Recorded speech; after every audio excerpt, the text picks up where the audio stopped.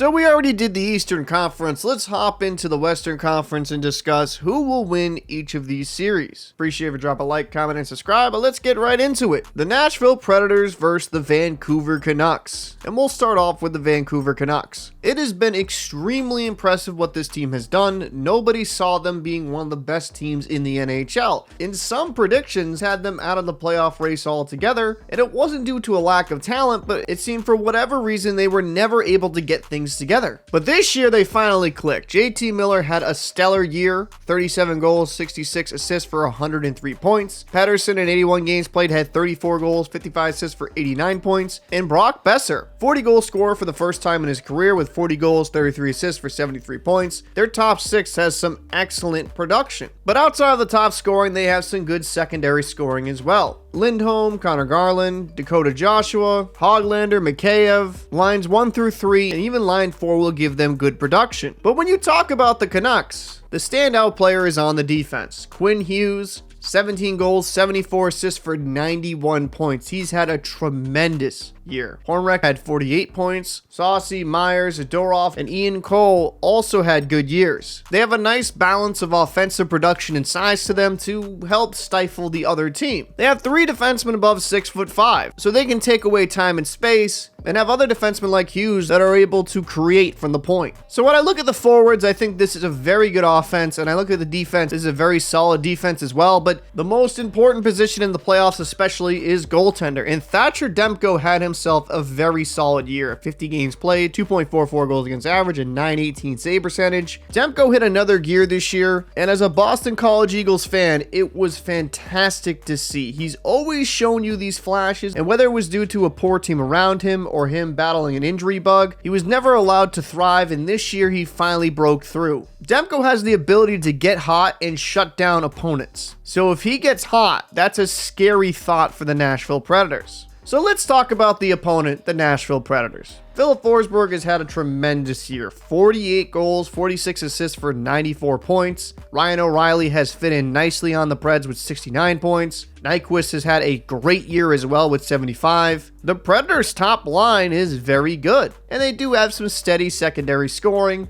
Zucker with 32, Sissons with 35, Novak with 45, Evangelista with 39. While not jumping off the page with that offensive output, lines 1 through 4 can contribute, but I do worry, is their second line good enough to keep up with the offensive firepower that the Canucks have? And then you get into the defense for the Nashville Predators, and Roman Josi, he just is always so dang good. 85 points in 82 games played, 23 goals, 62 assists. He could easily play forward with those type of numbers. He is fantastic in both sides of the ice. He's not just one of these defensemen that is just terrific on the offensive side of the game. He is a spectacular defenseman. And him and McDonough are a great 1-2 punch, because while McDonough doesn't have the offensive upside of a guy like Josi, he is very steady on the back end, and both of them eat up minutes like crazy. And then when you get to the second and third pairing, this is where things could get interesting. Lauzon, Carrier, Stastny, Shen, Fabro, and Tyson Berry. And I assume there's going to be a little bit of shuffling, because while McDonough and Josi are great, I do think this year's iteration of the Predators aren't as deep as it's been in years past. But all things considered, they still have a very good defense. And to round out the Predators, let's talk about their franchise goalie, Juuse Saros. 64 games played, 2.86 goals against average, and .906 save percentage.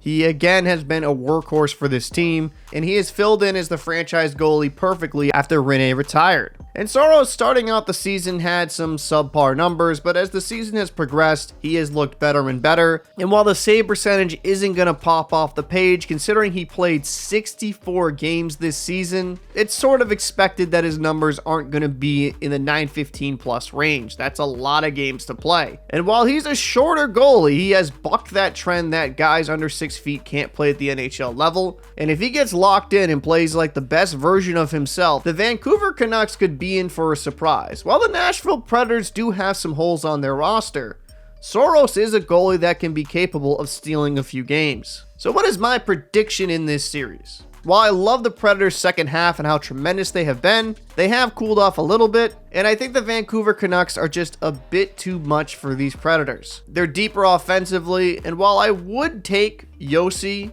as the best defenseman out of either team and McDonough as the best second defenseman out of either team. I think depth-wise, Vancouver is better. And then on the goaltending side of things, kind of a toss-up. Demko has had a better year, but I'm never going to doubt a guy like Soros. Soros would have to play out of his mind to give the Predators a chance. So I think the Vancouver Canucks will win this series in 5 games. So let's talk about the next series, the Colorado Avalanche against the Winnipeg Jets. Now this will be interesting because I think both of these teams are very good. So we'll start off with the Colorado Avalanche, having 2 of the best players in the NHL. Nathan MacKinnon had another tremendous year, 51 goals, 87 assists for 138 points. Just absolute bonkers production. But Rantanen also had a good year in his own right, 41 goals, 62 assists for 103 points. Both of these players helped Drouin thrive. Now he did go up and down the lineup throughout the season, but he had 56 points in 78 games played. And considering he was almost out of the league altogether, Drouin should definitely buy his boy MacKinnon some sugar-free candy. But outside of the firepower on the top line, you have Lehkonen, who's back, who had 33 points in 44 games, Middlestat, who they got from the Buffalo Sabres for 56 and 79,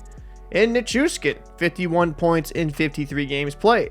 They have an electric top 6, and their bottom 2 lines, with the addition of Zach Parise, they have a mixture of a couple veterans with some guys in their prime that could be solid enough in a bottom 6 role. While MacKinnon is one of the best players on the planet, they do have some players on that second line that could be on a first line on other teams. Now let's talk about their defense as well. Cale Makar, another great year, 21 goals, 68 assists for 89 points. Devin Taves with 12 goals, 37 assists for 49 points. Both are tremendous on both sides of the ice. Having Sean Walker, Josh Mason, Jack Johnson, Caleb Jones. They have a solid second and third pairing, but if the Avalanche are going to go far, the top 4 defensemen are going to have to eat a lot of minutes. And considering how talented Makar and Taves are, I don't think that's really a bad thing. Getting into the goaltending, this is where things could go awry for the Avalanche. Georgiev in 63 games played, a 3.02 goals against average and 897 save percentage. Not great numbers. Now I'm going to butcher this guy's name. 13 games played, 2.35 goals against average and 925 save percentage. If Georgiev falters, they would have to go to the young guy, and that's a lot of pressure to put on a 24-year-old goaltender. Now, Georgiev does have it in him to be a very good goalie, but this year it's just not been his year. He's had some really good performances mixed in with some pretty poor. Some of it has been on the defense at times, but my main concern for the Avalanche during this playoff run is Georgiev good enough to get you to the finish line? Now let's talk about their opponent, the Winnipeg Jets. Mark Scheifele and Kyle Connor are tremendous. Scheifele with 72 points in 74 games played.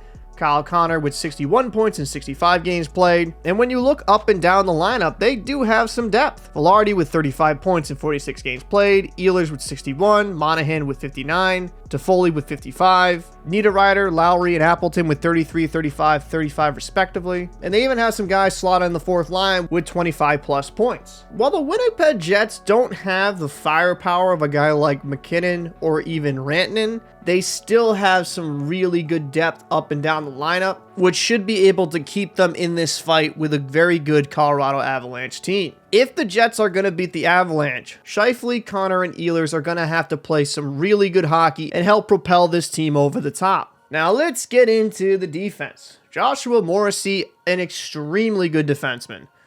10 goals, 59 assists for 69 points, but it's not just the offensive production that puts him in an elite category. He can lock down the other team, and it's kind of crazy at a $6.25 million cap hit. In my opinion, he's a bargain bin deal. And then you had DeMello, also had a very good year with 31 points. Bioink with 20 and 33 points respectively. And then on the bottom pairing, you have some interchangeable pieces. Schmidt, Miller, Stanley, Sandberg. The Jets have a very deep D-core, and the beauty of that is if one guy is struggling, you do have the confidence that you could go to a guy that's sitting and don't feel like there's going to be any drop-off. Let's get to the goaltending. The legend himself, Connor Hellebuck. He is one of the best goaltenders in the world. 60 games played, 2.39 goals against average, and 921 save percentage. He should win the Vezina this year. He has been absolutely spectacular. Yes, he does benefit playing behind a very good defense, but Hellebuck for years and years has been one of the best goalies in the NHL, and with how badly the Jets have underperformed in the postseason, you gotta hope as a Jets fan this is the year they finally break through. They have all the pieces. They have a very good offense, a very good defense, and a great goaltender in his prime. They have the chance to do something extremely special, and considering people thought he might just leave Winnipeg altogether before signing that deal, it's great to see a guy like this have a Vezina year, and if he gets hot, even though the Avalanche have all that firepower, this could be a very long and hard-fought series. So who do I believe is gonna win it? I'm gonna rock with the Winnipeg Jets in 7. I love McKinnon, I love Rantanen, I love a lot of the pieces they have up front. I like Taves, I like Makar on the back end as well. But my biggest question mark is Georgiev. I'm not too sure about him, and a bad goaltender can really sink you in the playoffs. You can have a spectacular team, but if Georgiev can't make those saves, it really doesn't matter in the end. And for that reason alone, I do think the Jets have a good chance at winning this in 7. If Georgiev plays very good, I wouldn't really be that surprised the Avalanche winning this series either. Let's go into the next series, the Edmonton Oilers against the LA Kings. This will be a rematch of last year, and Kings fans are hoping it's a different outcome. Let's start out with the Edmonton Oilers and Connor McDavid, another fantastic year. He started off the year a little bit slow considering his standards, but finished the year with 32 goals, 100 assists for 132 points in 76 games played. He's one of the most electric players in the NHL, a lot of fun to watch, has speed, skill, strength, everything you want in a franchise player, and can score points in bunches. McDavid brings out the best in his teammates. Zach Hyman had 54 goals on the season, and that's not to take anything away from how good he played this year, but it's incredible how well McDavid can make his teammates play. Leon Draisaitl had another good year with 41 goals, 65 assists for 106 points. Ryan Nugent-Hopkins had 67 points in 80 games played, and at the deadline, they didn't just sit. They brought in Adam Henrique, signed Corey Perry, so I really do like the additions. Lines 1 through 3 have some pretty good scoring, and while Evander Kane didn't give you as much as you wanted this season, him in a third line role is perfectly fine. Now let's talk about the defense. This has always been a question mark with the Oilers, and when they started out the season so roughly, a lot of people turned to their defense as one of the main issues for them struggling so mightily. But Ekholm, as he's always been throughout his career, had a very good year, 45 points, 11 goals, 34 assists, one of the better defensemen in the NHL, and can shut down his opponent. But Evan Bouchard had himself a heck of a year. 18 goals, 64 assists for 82 points. He's developing into that great offensive D-man and has been steady on the back end. Darnell Nurse, Cody Ceci, Kulak, Desjardins, and they ended up trading for Troy Stecher to give themselves some even more depth. Out of the last few years, this is definitely the best iteration of a D-core that the Oilers have had, at least in my opinion. They have some decent depth, and the style in which they're now playing with their structure, they are far better defensively than they have been in years past. Now getting into the goaltending. Stuart Skinner, 59 games played, 2.62 goals against average, and 905 save percentage. And while the numbers don't pop off the page, and he can be up and down, considering how bad his stats were to begin the season, these are very respectable numbers. I'd have to mention Calvin Pickard, career journeyman, a guy that's mainly been in the AHL the last few years, 23 games played, 2.45 goals against average with a 909 save percentage. This team's ultimate goal of winning a Stanley Cup will hinge on the fact if Stuart Skinner can play good in the playoffs, because he has been good in stretches, but he's also had some cold streaks. If Skinner can play at least above average play, with this type of offense and solid team defense, I feel a lot more confident about the Oilers this year compared to last. So let's talk about the opponent, the Los Angeles Kings. Does Kopitar age? 70 points, 81 games played, 26 goals, 44 assists, just a spectacular player. Kempe with 75 points, 28 goals, 47 assists. Fiala with 29 goals, 44 assists for 73 points. The Kings have some good scoring on this team. And Quentin Byfield, young player finally coming into his own, 55 points in 80 games played. Trevor Moore with 57 points, Deneau with 47, and Pierre-Luc Dubois with 40 himself. And while making $8.5 million, you want more than 40 points, you have a solid top line and your second and third line can put up points. So let's look at the defense. Drew Doughty still putting up good points, 50 points in 82 games played. Anderson, Gavrikov, Roy, their top four is extremely good. And for the rest of the D-core, Englund, Spence, Movararva could be quality defenders in a bottom pairing. The LA Kings have very very good structure in their defensive game, and they make it very difficult for you to score against them. And with their great top four, it makes a lot of sense how they stifle their opponents. And now into the most important position, the goaltender. Cam Talbot had a great bounce back year. 54 games played, 2.50 goals against average, a .913 save percentage.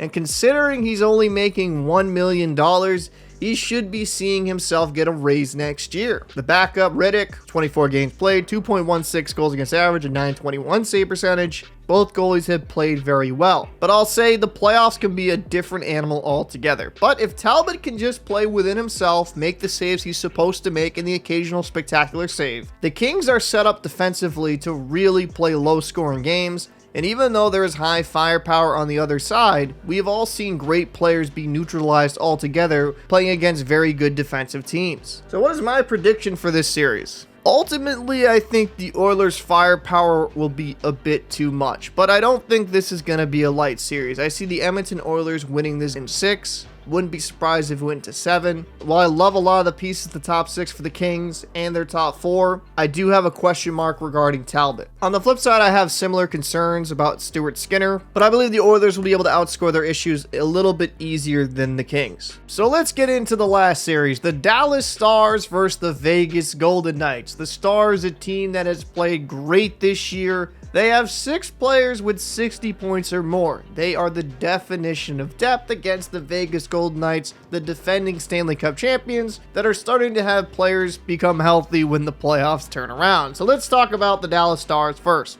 What a great year they have had. Jason Robertson leading the way offensively, 80 points in 82 games played. But I have to mention Hintz, Pavelski, Duchesne, Ben, Johnston with 65, 67, 65, 60, and 65 points respectively. Marshman and Sagan with 53, 52. Lines 1 through 2 have some good punch, and their third line has some great punch as well. This type of team is the most difficult team to play in the playoffs because they are not just reliant on one line and their ability to line match and get favorable matchups. The Stars are sitting in a great position to knock off these Golden Knights. And while offensively the Stars are great, there are no slouches on the back end either. Heiskanen with another great year, 9 goals, 45 assists for 54 points in 71 games played. Harley had a breakout year with 47 points in 79 games played. Lindell, Tanev, Sutter, Hakanpää, Lundqvist. They have really good depth on the back end, and that's what makes this team so good. Great lines 1 through 4 up front, great defense 1 through 6. The Stars can score a lot of goals and also lock you up on the other side of things when they're locked in.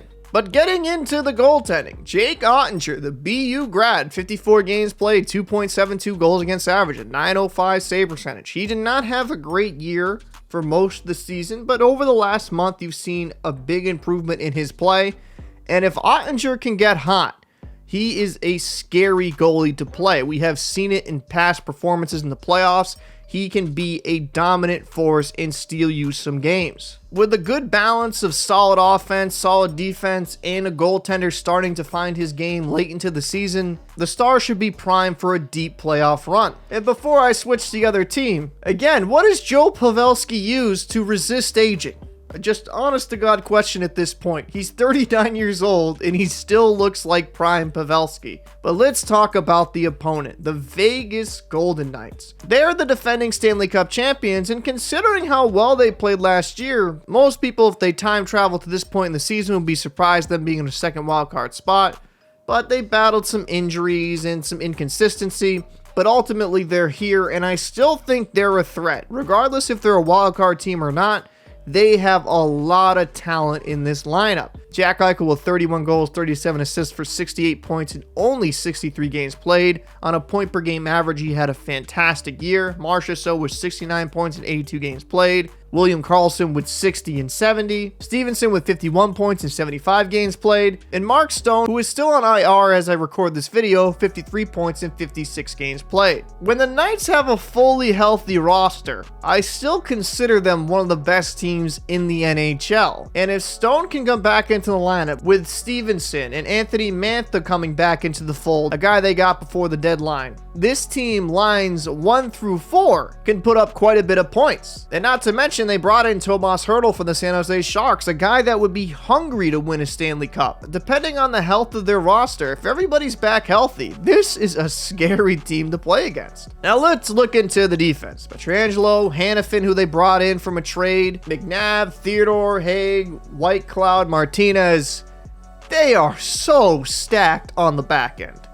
Looking at this decor, again, preferencing this on everybody being healthy, this would be the number 1 or number 2 decor in the playoffs in the NHL. They have a lot of size, a lot of offensive output. This team showed last year they could shut down prolific offenses. So out of all the teams in the playoffs right now, this is the team I'm the most confident with their ability to lock down their opponents because they proved they could do that last year. And this is where things will get interesting, the goaltending. Will it be Adin Hill or Logan Thompson? Now, Thompson has played a bit better down the stretch. Hill battled some injury issues, but both have similar numbers. Hill in 35 games played, a 2.71 goals against average, a .909 save percentage.